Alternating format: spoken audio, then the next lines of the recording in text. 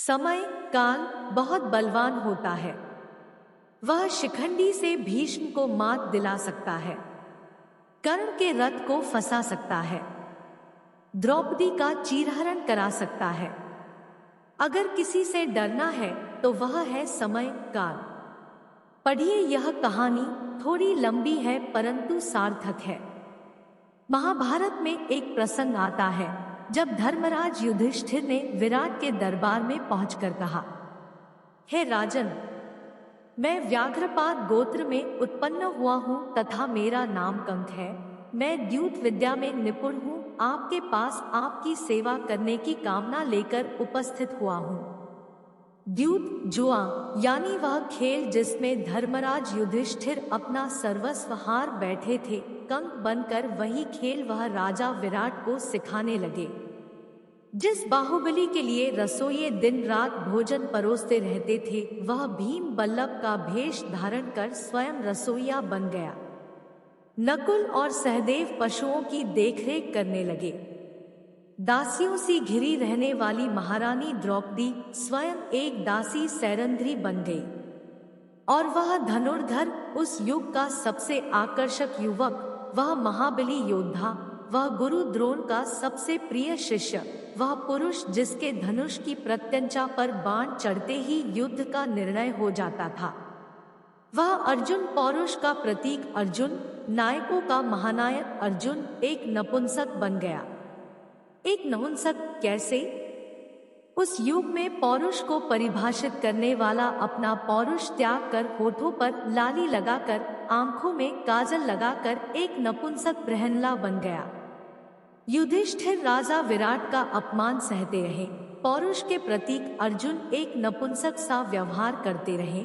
नकुल और सहदेव पशुओं की देख रेख करते रहे। भीम रसोई में पकवान पकाते रहे और द्रौपदी एक दासी की तरह महारानी की सेवा करती रही।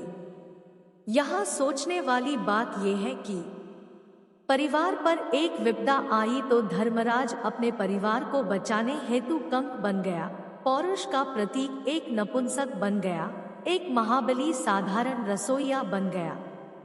पांडवों के लिए वह अज्ञातवास नहीं था।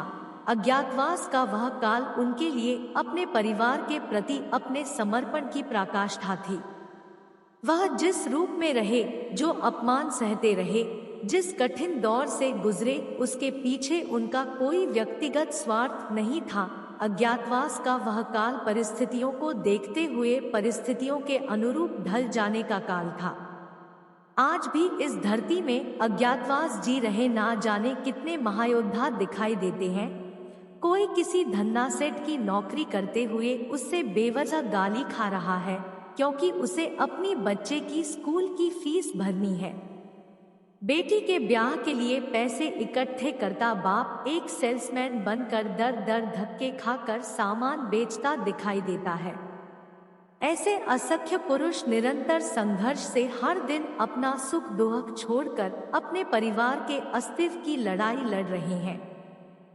रोजमर्रा के जीवन में किसी ऐसे संघर्षशील व्यक्ति से रूबरू हो तो उनका आदर कीजिए, उनका सम्मान कीजिए। फैक्ट्री के बाहर खड़ा गार्ड, होटल में रोटी परोसता वेटर, सेठ की गालियां खाता मुनि, वास्तव में यही सब कंक, बल्लभ और ब्रहनला है। क्योंकि कोई भी व्यक्ति अपनी मर्जी से संघर्ष या पीड़ा नहीं चुनता, वे सब यहाँ कर्म करते हैं। सब अपना अपना अज्ञातवास जी रहे हैं, परंतु वह अपमान के भागी नहीं है, वह प्रशंसा के पात्र है। यह उनकी हिम्मत है, उनकी ताकत है, उनका समर्पण है कि विपरीत परिस्थितियों में भी वह डटे हुए हैं। वह कमजोर नहीं है, उनके हालात कमजोर हैं, उनका वक्त कमजोर है। याद रखिएगा, अज्ञातवास के बाद ब्रहनला जब पुनः अर्जुन के रूप में आए तो कौरवों के नाश कर दिया, पुनः अपना यश, अपनी कीर्ति सारे विश्व में फैला दी। वक्त बदलते वक्त नहीं लगता, इसलिए जिसका वक्त खराब चल रहा हो उसका उपहास और अनादर ना करें, उसका सम्मान करें। उसका साथ न दे सके तो उसका अपमान कदापि ना करें, क्योंकि एक दिन संघर्षशील कर्मठ व ईमानदारी से प्रयास करने वालों का अज्ञातवास अवश्य ही समाप्त होगा। समय का चक्र घूमेगा और बृहन्नला का छद्म रूप त्याग कर धनुर्धर अर्जुन इतिहास में ऐसे अमर हो जाएंगे कि पीढ़ियों तक बच्चों के नाम उनके नाम पर रखे जाएंगे। इतिहास बृहन्नला को भूल जाएगा, इतिहास अर्जुन को याद रखेगा।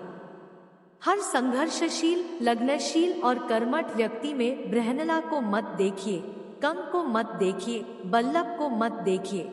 हर संघर्षशील व्यक्ति में धनुर्धर अर्जुन को देखिए, धर्मराज युधिष्ठिर और महाबली भीम को देखिए।